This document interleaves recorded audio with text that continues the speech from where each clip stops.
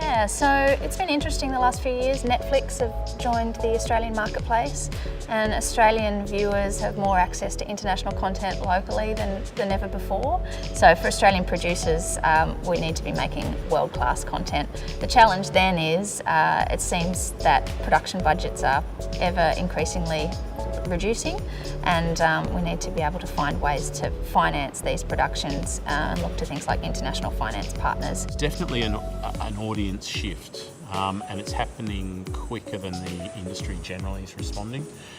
We've tried everything from working with the studios, we've self-distributed worldwide, we've worked within very niche audiences and very broad audiences, and they all have different challenges.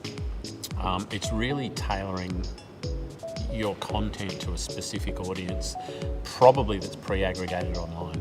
I think what we really need to see is now some regulation around these streaming services, and also taxation around the streaming services. I mean, you can't be charging a local business a GST, goods and services tax, and then having an international player come in and not asking them to pay goods and services tax. We have really seen a shift in audiences in the theatrical space. What that is leading to is a real narrowing of the type of content that's viable to be produced in Australia in terms of feature films.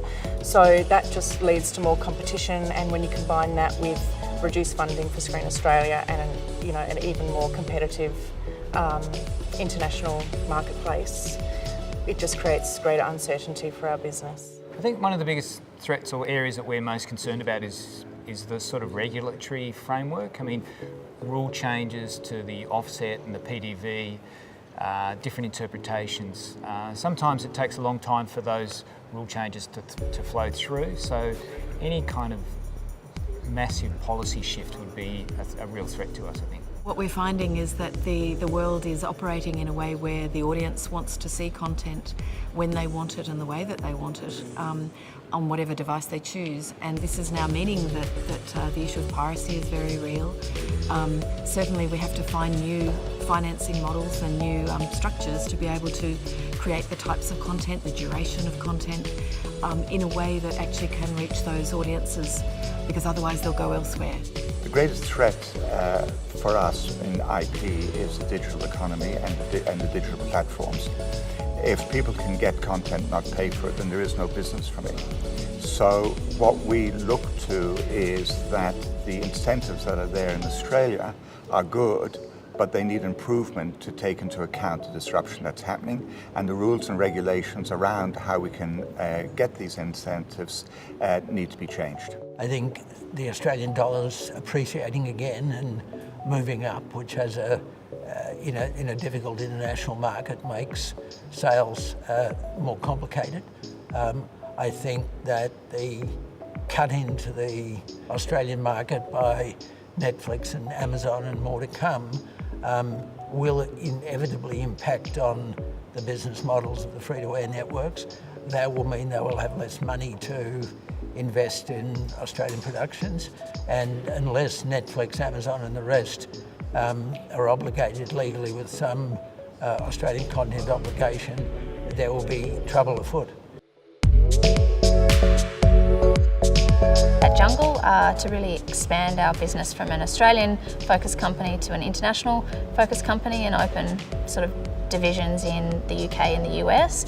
In doing so, we'd also work with writers and content creators from those regions to make truly global products and also access co-financing opportunities. I think with the growth of TV buyers and the streaming services and the increased demand for content from TV audiences, we really see the television market as a growing market and a way for us to add diversity to our business. production within the sector as well. I think there's big opportunity within the streaming service for business growth in terms of if you're distributing, you're selling titles into, say, a big streaming service like Stan or Netflix or Foxtel Go, whoever might be operating.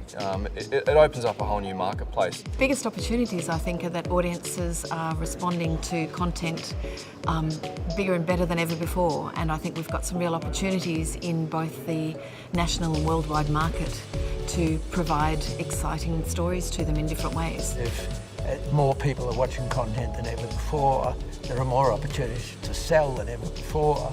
So if the newcomers, the SVODs, can be persuaded to engage properly in the Australian market, and at the same time there isn't too much erosion of the traditional broadcasters, then that market will grow as well. The biggest opportunities for our business really do lie internationally. I think there are a number of commercial opportunities in export, and I think the key markets are the traditional ones, the US, the UK, France and Germany, but for our business in particular, we're particularly looking at North Asia and China. We have a lot of policy and incentives that work in the favour of Australian producers. The digital disruption that's happening out there is opening up the world for content to be seen everywhere. The thing is to be able to monetize that as best as possible. So the biggest opportunities we have are to be able to create intellectual property that is made by Australians about Australia and is able to sell internationally really, really well. There are a number of countries that are doing this really well. The United Kingdom is one of them. New Zealand's started to get better at it, and Canada's really good at it too.